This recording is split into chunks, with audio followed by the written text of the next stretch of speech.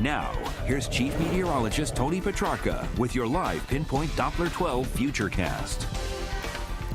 Well, nothing makes me happier than on a Friday night to be delivering an ultra nice weekend Futurecast, but I mean, it's looking real good. In fact, the dry air continues to come out of southeastern Canada, which means that things are going to be very comfortable. Let's head to the beach. Looking like a good beach weekend, including tomorrow. A cool start early on, but plenty of sunshine. Looking at an air temperature that'll be coming in at around 75 degrees. Water temperature is still up there. I mean, usually this time of year, late summer, we have our maximum water temperature here, 69 degrees. Safe sun time at 15 minutes. Don't forget the sunscreen. I mean, it'll be an all-day sunshine from sunrise to sunset. Good visibility on the bay. On a northeast breeze at 12. Waves a small high tide Newport Harbor just before 11 o'clock in the morning. We're not talking like real hot or overly warm here, but, you know, upper 70s, briefly near 80 with plenty of sunshine and blue sky. Now, the air will be very dry with a low humidity, so we're talking about just ultra comfortable conditions, and that'll spill over into Sunday as well. Of course, we'll take one last look at the 7-day Futurecast coming up in a little bit.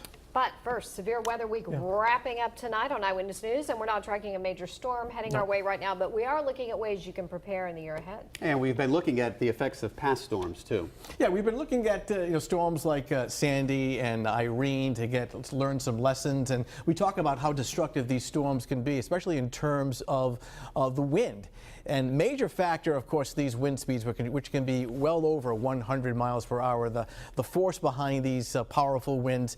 To get a better handle as to how they really feel, we're going to step inside a wind tunnel and show you. Certainly notable hurricanes have affected southern New England with wind speeds that have ranged from just a mere 40 miles per hour to over 120 miles per hour. Obviously, being outside and wind speeds like that is dangerous, but we can take that wind power inside in a controlled environment to better understand a hurricane's fury. And we can do that right here at the Naval Undersea Warfare Center in Newport, Rhode Island. Before we get to hurricane strength, we're going to have to go through the tropical storm stage first. Minimal tropical storm speeds are 40 miles per hour. As the wind tunnel blows the air towards my face, we're getting the wind speed now of up to 40 miles per hour. It's easy to stand, but wind speeds that are sustained like this can take down at least some small branches and some power lines. This would be considered a minimal tropical storm. Wind speeds now coming up from tropical storm force as we get close to 90 miles per hour. Keep in mind, these are the wind gusts that were felt down at Musquamac and St. Beach during Hurricane Sandy. Hard to believe that this is just a Category 1 hurricane. Winds of 90 miles per hour. Now the last Category 2 hurricane to strike southern New England, Hurricane Bob. Now with a Category 2 storm, the winds have a minimal speed of 111 miles per hour. We'll now step in front of the wind tunnel with wind speeds of 111. Wow.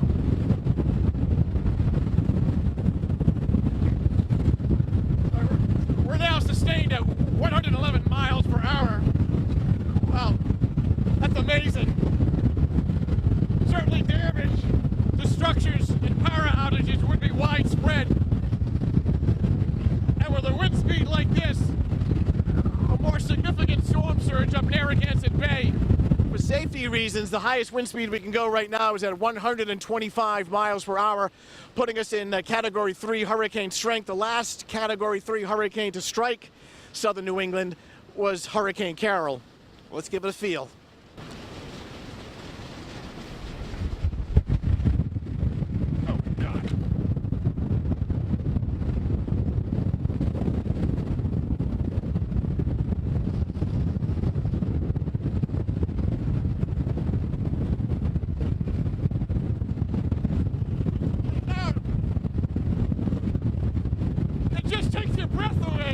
You can go on the air and, talk about winds of 125 and put the number up on a screen, but until you're actually out in it, feeling it, you have a whole new respect for what wind speeds of that magnitude can do. It's just incredible, the power.